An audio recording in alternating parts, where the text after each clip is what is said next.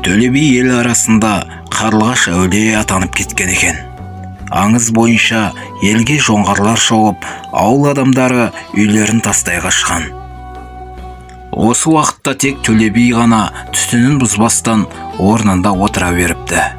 Ауылға басып кірген жоңғар қонтайшысы түтінін тұтатқан жалғыз үйді көреді. Ел үдере көшкенде өзінен қорықпай отырған адамның кім екенін білмекке кісі жібереді.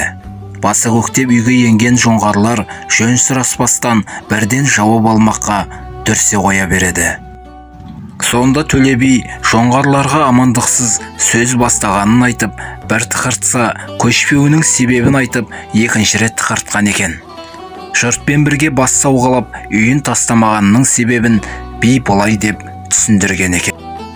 Биыл шаңырағыма Қарлығаш ұя салған екен. Балапандары қанаттанғанша үйімді бұзбайын деп шештім.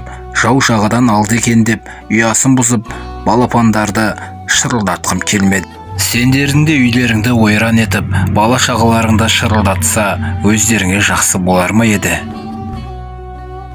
Төле бидің жауабын естіген жоңғар қонтайшысы Төле биді әулие деп танып, әскеріне би шаңырағына да, ол отырған ауылға да тиіспеуін бұйырады. Содан бері Төле би Қарлығаш әулие атанып кеткен екен.